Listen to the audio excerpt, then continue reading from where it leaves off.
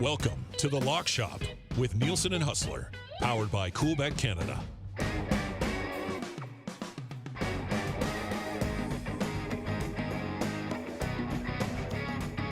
Thursday night football, Bengals and Dolphins. This is exciting. Nielsen Huss with you on a Thursday morning. It's the Lock Shop brought to you by Coolbet. If you're not yet signed up for an account today, use the code LOCKSHOP when you do, and you get a 100% deposit bonus on your initial deposit up to 200 smackaroos. Huss, are you ready for this game tonight, buddy? This should be good. I am. I mean, listen, we've had some dog's breakfast primetime games over the past week and a half. I mean, that Sunday night game, I think people are still suffering from. The Monday nighter wasn't much better, but it was. And then the week before, the two Monday nighters we had were garbage, and the Sunday nighter wasn't very good. So I looked at the calendar. I thought this would be a great matchup. There's a lot of interesting stories around both of these teams. And we'll see whether the Dolphins can stay undefeated tonight going up against the Bengals, who desperately need this win to get back to 500 after a not very good start for the defending AFC champions. Interesting movement on this game over the last 24 hours, Huss. But I mean, I'll bring up our picks and then we can dive into where we're going here. But take me through your thought process and how this number's moved and kind of mess with you a little bit. Well, okay, listen, I mean, obviously the biggest story around Miami, and I don't know whether Mike McDaniel is just Belichickian in his injury reports, but I mean, literally the Miami starting offense was all questionable throughout this entire week. Yeah. And, a number of guys have been limited in practice, but that's not that abnormal, I think, for, playing Sunday and then getting right back at it on Thursday. But of course, the big story was Tua. I mean, many people, myself included, were stunned that he was back in the football game in the second half against the Buffalo Bills. That being said, they got the win, and there's been all sorts of weird stories. Some people in Miami saying, it was a back injury he was dealing with. Others quite clearly thought that he was concussed. The bottom line was yesterday on Winnipeg Sports Talk, we were doing our cool bet lines, and it was Miami plus 4.5. And I remember saying something to the guys like, hey, if you're on Miami, this number is not getting even if two was ruled out and it's Teddy Bridgewater, I don't think that we were going to get to 5. And then of course I went back after the show, like in the evening, I was doing and realized that, okay, now it's come down to 4. And if we look at it today, Dusty, this line now has moved significantly on both the spread and the total. The Dolphins are still minus 3.5, but laying pretty significant juice, minus 122. There is a 2.5 point line. Miami would be plus 130. But again, I don't think you really want to get over that under that 3 points. So the total's gone down. I think that's a clear indication that most of the guys that were questionable are going to be playing, including Tua. And the other side of the line movement is the total. Yesterday, when I locked it in, it was at 47. And right now it's gone to 48.5. I think it shows that we should have most of the top offensive players in. I think there's some questions on both sides of the football defensively right now, despite the job that the Dolphins did undermanned against Josh Allen and the Buffalo Bills last week. So the line's 3.5 right now. The total is 48.5. And this is often we have this conversation because we do the CFL picks so early. If you can get in early on side that, you feel pretty good about, there's often a benefit later on in the week. That was the case if you got on this game last night. That being said, even still right now with the 3.5 point spread, I think I still do like the Dolphins. I wouldn't be surprised if they win this game outright, to be honest. I mean, I'm sitting here looking at Cincinnati, and I think a lot of people, especially for a primetime game, if they haven't been following very closely, still think of Cincinnati as that team that, had that crazy comeback against the Chiefs and made it all the way to the Super Bowl. This team has lost to Mitch Trubisky. They beat Joe Flacco, and they lost to Cooper Rush. That's a good point. That's a good point, buddy. I am not sold on the Bengals at all right now, even just to win this game. So I sure as hell I'm not laying more than a field goal on the Bengals to beat a Miami team that's been one of the great stories of the season so far. So, but I will say this: when the line originally came out and it opened at 3.5, I was on Miami at that point, and I was sort of surprised that it wasn't closer. To me, Miami's been a much clearly better team so far this year. You always talk about that 3-point home field advantage. That's still saying that Cincinnati's a favorite of this game. And I'll just say this right now. If these two teams were playing in a neutral field, I think the Miami Dolphins would and should be favored. So I like the number right now. I'm taking the points with the road team. And I think just for the football fan standpoint, I think we should get some points. And I think this should be a really fun game tonight. I am going to be on Cincinnati here. Now, I didn't lock in my pick until this morning. And it had moved from 3.5 to 4, I saw the 4.5 yesterday. And this is me probably being rattled by what happened last week for me. Because all week long, I was looking at that Chiefs number going, I don't get it. I don't understand it. Like, why are they only favored by 5.5? It just seems too good to be true. And now I'm probably overreacting a little bit here because I'm seeing this Miami number, especially when it's a 4.5. And I'm like, this is a 3-0 team going on the road against a Cincinnati Bengals team that doesn't look anything like they looked like last year. What the hell am I not seeing here? So I guess I don't want to be fooled by that again. Like, I'm going to go Cincinnati here, -3.5. I will be honest, when I lock this in myself, I'll either probably buy it down to 3, even 2.5. When it's at 3.5, I had no problem taking a little bit extra and moving it down to 2.5. I'm feeling a little bit more comfortable about it because that way a field goal will actually win you this game. But from Miami's perspective, first of all, I know Tua's going to play, but how healthy is Tua? What if Tua gets hit heavily once? Is he coming out of the game because his back's messed up? I mean, I think there's a little bit of hesitation there. That's probably why this line is where it's at right now, just because you don't know if Tua is going to finish this game. We know he's going to start it. Is he going to finish it? And how much of a hit will it take for him to not be able to finish this? So there's a little bit of a question mark there. Waddle was on the injury report for most of the week, but I think that probably ties into your Tyreek Hill plays. We'll get to that in a second. The one thing with the Bengals so far is, they bring in the offensive line in the offseason, try to rework it a little bit, didn't play it in the preseason at all together. So I think they're still kind of getting up to speed a little bit here, which I would hope that eventually clicks. I'm not saying that they've fixed the problem, obviously, but I'm thinking it's got to be, the protection for Burrow's got to be better now than it was through the first 3 weeks of the season. Maybe that'd be proven wrong. They also did go up against a couple of the best pass rushes in the NFL so far that are at a different level than Miami. And then there's the factor of Miami, short week, going on the road, coming off a game in which they had to play in ridiculous temperatures at home. I think they might be a little bit gassed, to be honest with you. So, I'm probably laying out all the reasons that anybody would to kind of make a case here for the Cincinnati Bengals. There's really nothing new here. I'd feel a lot better if the line was at 3, but I don't want to get sucked in again by why is this number where it's at right now? Maybe I'm missing the obvious easy money here, but I'm going to go with the Bengals, who obviously have the offensive weapons to outgun Miami, even if Miami wants to open it up. So I'm going to go Cincinnati -3.5 here. But like I said, I'm probably going to lock it in at 3 or 2.5 when I eventually make my bets before do you think, let me ask you this, do you think this line moves at all, or is it locked in at 3.5 now? I wouldn't be at all surprised if it moves because, the list right now at Coolbet, it's +3.5 is -122. Right now your -3.5 for Cincy is getting you even money on that. There's only one way for it to go, and that's to go to 3 or to go all the way to 2.5. The big, if you wanted 2.5 right now, you can't get the adjusted spread. And it's just such a significant point to go move over. Cincy's -154 on that, and Miami +2.5 is +130, which is not far off from a straight up money line bet on the Dolphins at +167. The one thing I'll say about Tua, listen, I'm coming around to Tua. I have not been a card carrying member of Tua at any point since he came into the National Football League. But man, the guy's been winning football games. He's had an unbelievable start to the season. But here's the thing. If he is out, Teddy Two Gloves comes in.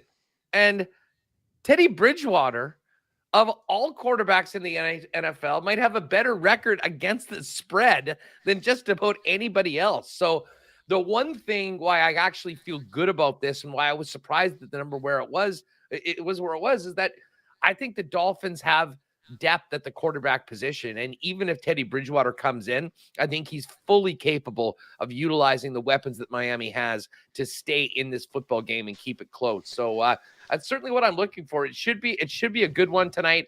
But pay attention to that number. If you are on the 3.5 like Dusty right now, jump on it because, again, it's plus 100. I don't think that's going the other way. And I think the Dolphins are going to be a team that picks up steam as people realize, oh, damn, there's a Thursday nighter tonight. Start betting. Part of the reason why we've seen all this movement in the last 12 hours, 15 hours, is that people are finally starting to bet this upcoming week, getting to the Thursday nighter. And that is when the action has happened. So another good reminder that if you are onto it and you'd like a number earlier in the week, get it because it could be quite advantageous. But and then I guess let's get to the total. Yeah, let's do it. I mean, right now it's 48.5. The team totals for both of the teams. I'm just going to pull one of them. I just pulled them up right now. The team totals. So Cincinnati's now at 26. And the Dolphins are at 23.5. That adds up to 50. So we've got 48.5 for the number. And yesterday, the Bengals number was actually a full point less than that. So listen, I like the over 47. I mean, I think we'll get it one way or the other, whether it's a Bengals big win or Dolphins, because I think whoever's going to win this game is going to have to put up some points.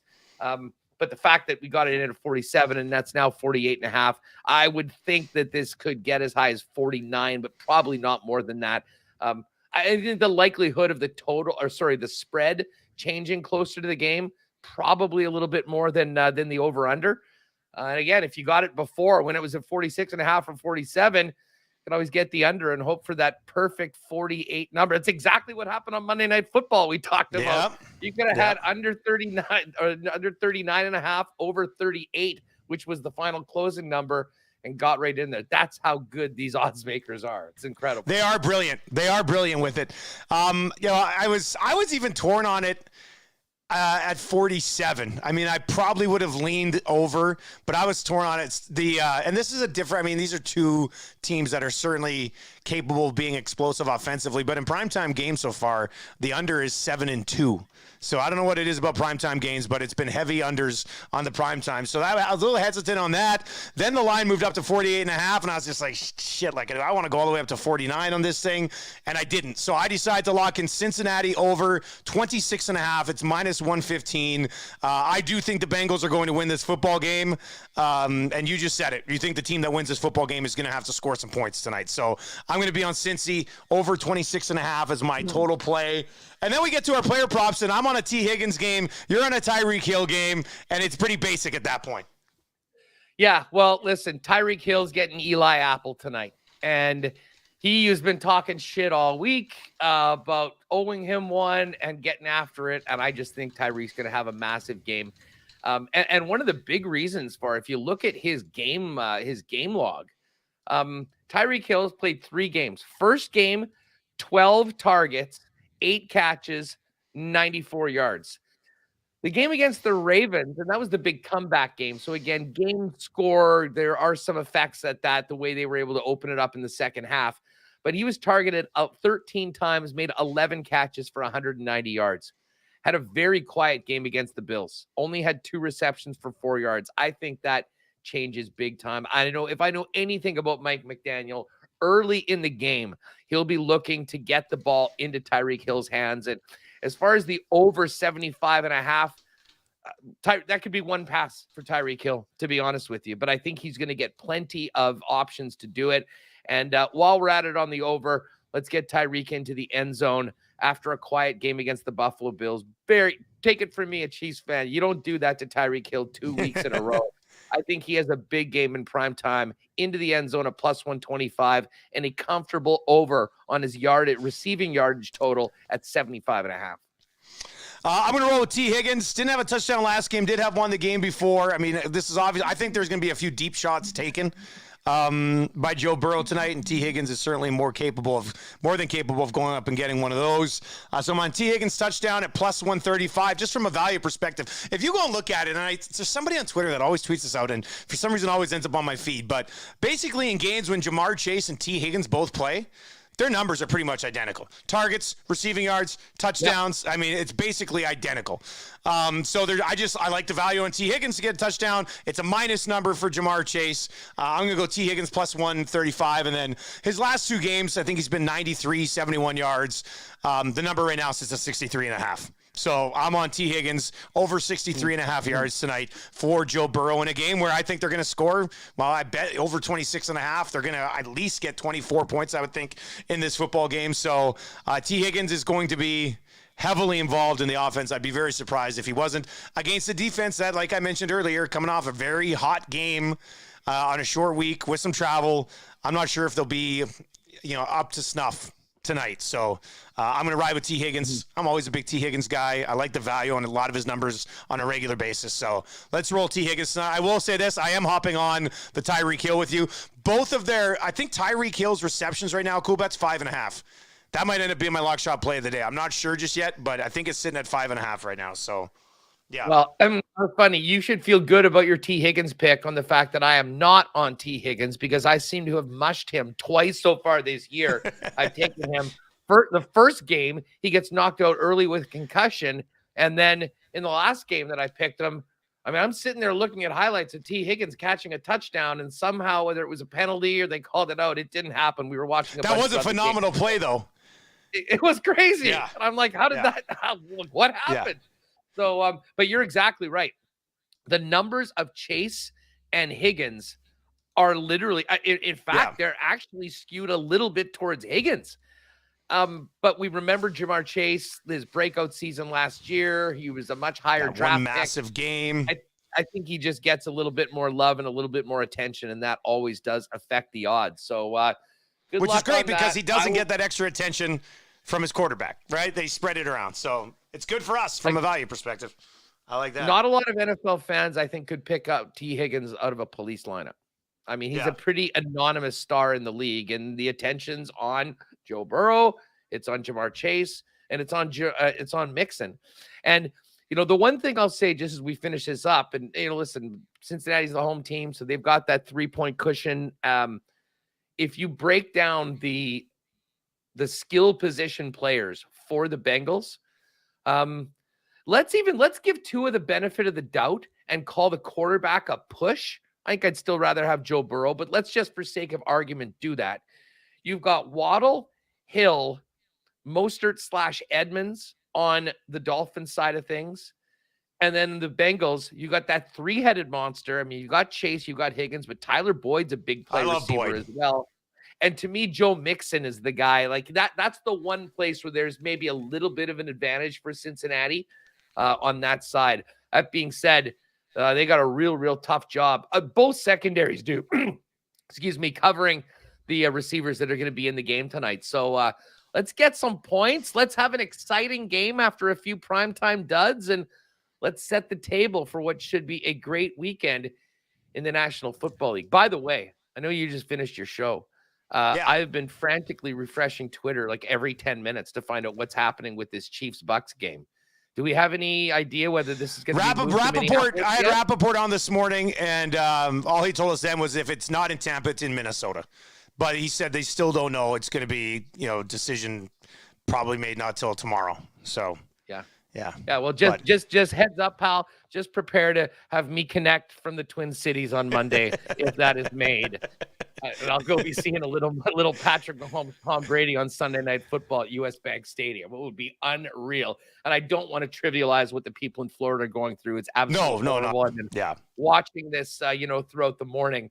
But I was talking to someone earlier today. I mean, the Vikes a few years ago had the dome collapse, and they had to play that game in Ford Field, and they basically made tickets like $10. Yeah, well, that was Joe Webb going up against, I think, Eric Kramer or something like that. Yeah. Little difference if it's a Mahomes-Brady game in the Twin Cities. I think there'll still be a great crowd and a lot of demand for those seats, and I have a feeling there'll be a lot of people heading down I-29 to 94 to make that trip, and I hope to be one of them if that does happen. So we'll see. That is your Thursday night preview. We'll be back with our best bets for Week 4 tomorrow around the same time right here with the Lock Shop Hustle. Talk to you then, buddy. Take care, Dusty.